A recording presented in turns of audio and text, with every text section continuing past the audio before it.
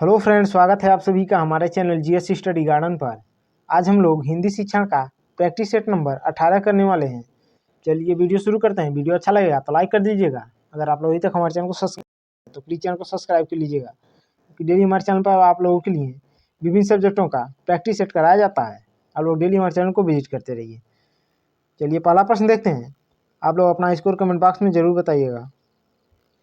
कह रहा है द्वितीय भाषा के अधिगम में क्या शामिल है। द्वितीय भाषा की बात कर रहा है, यहाँ पर ध्यान देने वाली बात है। ये दिया है लक्ष्य भाषा में विभिन्न स्थितियों के प्रति प्रतिक्रिया देना। बी कह रहा है विभिन्न प्रकार की श्रव्य लिखित सामग्री का उपयोग करना। सी कह रहा है अकादमिक के रूप में लक्ष्य भाषा में प्रतिक्रिया देना। डी कह रहा है विशिष्ट स्थितियों में कुछ वाक्यांशों को प्रयोग करना।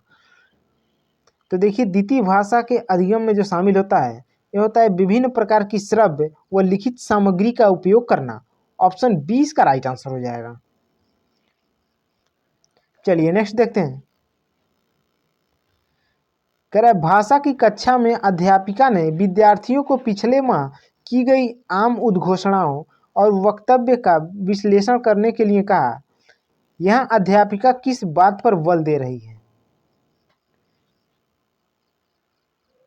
ए दिया है लिखित विमर्श चिंतन, बी दिया है वाचिक विमर्श चिंतन, सी दिया है मुद्रित, देखिए मुद्रित है, मुद्रित विमर्श चिंतन, डी दिया है अप्रकाशित विमर्श चिंतन। तो इसका राइट आंसर हो जाएगा आपका ऑप्शन बी, वाचिक विमर्श चिंतन। चलिए नेक्स्ट देखते हैं। कह रहा है निम्नलिखित में से कौन सा उपागम भाषा अधिगम में भाषा की बहुशाब्दिक इकाइयों व वाक्यांशों की भूमिका पर बल देता है। बहु कह रहा है भाषा की बहुशाब्दिक इकाइयों और या वाक्यांशों की भूमिका पर बल देता है। ये दिया है संरचनात्मक उपागम, बी दिया मौखिक उपागम, सी दिया प्राकृतिक उपागम, डी दिया शब्दकोशी उपागम। तो देखिए इसका राइट आंसर हो जाएगा ऑप्शन डी, शब्दकोशी उपागम। चलिए नेक्स्ट देखते हैं।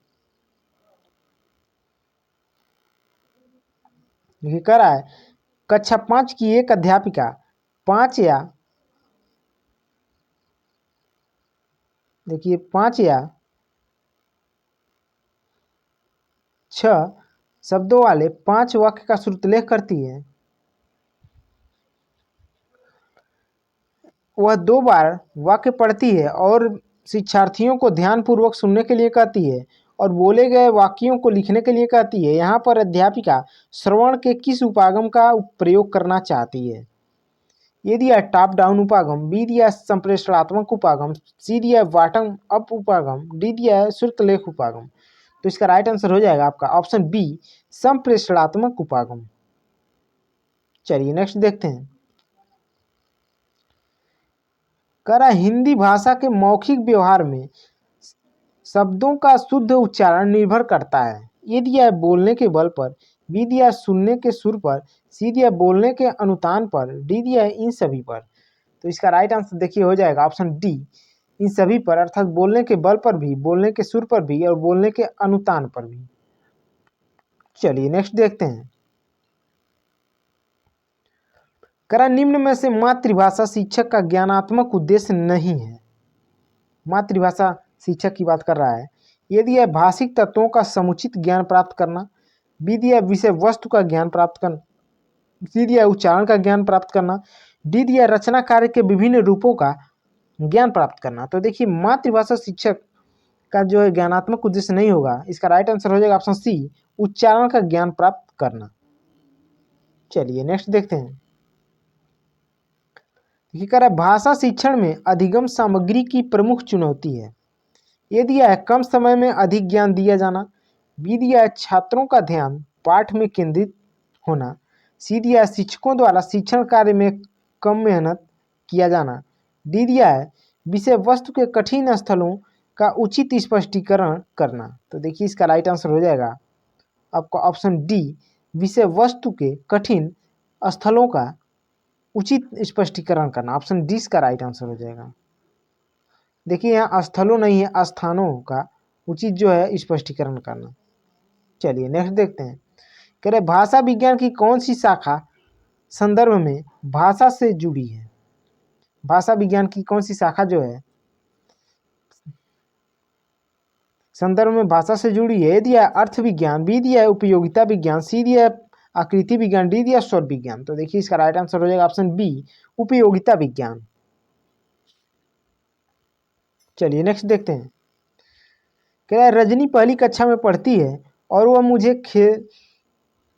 मुझे खेलने बहुत पसंद है, मैं घर गई आदि वाक्यों का प्रयोग करती है। रजनी क्या कर रही है यहाँ पर? यदि यह लिंग वचन क्रिया आदि की दृष्टि से सर्वनाम का प्रयोग करना जानती है। बी दिया है वह केवल सर्वनाम का ही प्रयोग जानती है।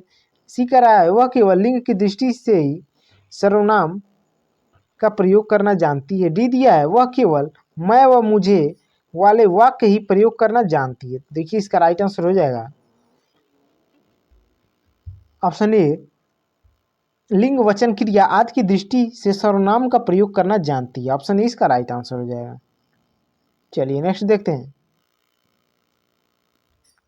करा है उपचारात्मक शिक्षण का उद्देश्य है।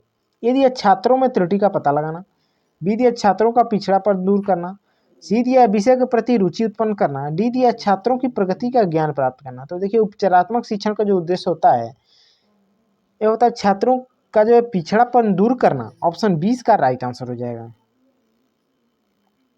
चलिए नेक्स्ट देखते हैं। कह रहा प्राथमिक स्तर पर बच्चे प्रकार की कविताएं पसंद करते हैं, किस प्रकार की? क्या फील होगा?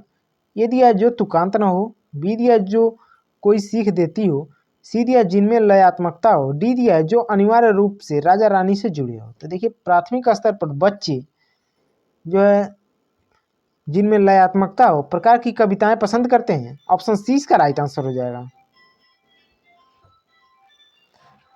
करा शब्दों के अर्थ स्पष्ट करने की अपेक्षाकृत ज्यादा बेहतर पढ़ती है।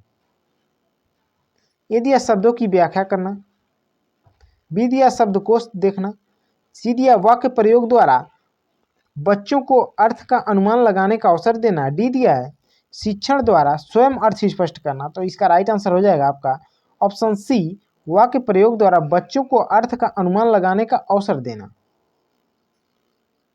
चलिए नेक्स्ट देखते हैं। करा निकिता अपनी कक्षा के बच्चों को मौखिक अभिव्यक्ति के अवसर देने के लिए अनेक क्रियाकलाप करती है। आप निम्नलिखित में से सबसे ज्यादा प्रभावी किसे मानते हैं? मौखिक क्रियाकलाप अभिव्यक्ति के अवसर देने के लिए जो है किसे आप सबसे अधिक प्रभावी मानेंगे? ये दिया है समाचार पत्र का वाचन करना, बी दिया कहानी को बोल बोल कर पढ़ना, सी दिया शब्दों को जोर जोर से बोलना, डी दिया विभिन्न परिस्थितियों में संवाद अदायगी करना। तो देखिए इसका राइट आंसर हो जाएगा आपका ऑप्शन डी, विभिन्न परिस्थितियों में संवाद अदायगी करना। चलिए नेक्स्ट देखते हैं। कह रहा था मान्यताओं का वह समूह जो इस बात की व्याख्या करता है कि भाषा संरचनाओं या नियमों का समूह है किस रूप में जाना जाता है? ये दिया संप्रेषणात्मक उपागम, बी दिया अंतःक्रियात्मक उपागम, सी दिया संरचनात्मक उपागम, डी दिया निवेश उपागम। तो देखिए इसका राइट आंसर हो जाएगा आपका ऑप्शन सी, संरचनात्मक उपागम। चलिए नेक्स्ट देखते हैं। ये लास्ट क्वेश्चन है। आप लोगों को वीडियो अच्छा लगा हो तो लाइक कर दीजिएगा। अगर आप अभी तक हमारे चैनल को सब्सक्राइब नहीं किए हैं तो प्लीज़ चैनल को सब्सक्राइब कर लीजिएगा और ऐसे ही बेहतरीन वीडियो को नोटिफिकेशन पाने के लिए बेल आइकन को अवश्य प्रेस कर लीजिएगा। करा भाषा सीखना है, ये दिया है स्वाभाविक तथा अवचेतन, बी दिया है सुविचार तथा चेतन, सी दिया स्वाभाविक तथा सुविचार दोनों, डी दिया जन्मजात तथा अस्वैच्छिक। तो इसका राइट आंसर हो जाएगा आपका ऑप्शन बी, सुविचार तथा चेतन। वीडियो देखने के लिए आप लोगों का बहुत बहुत धन्यवाद।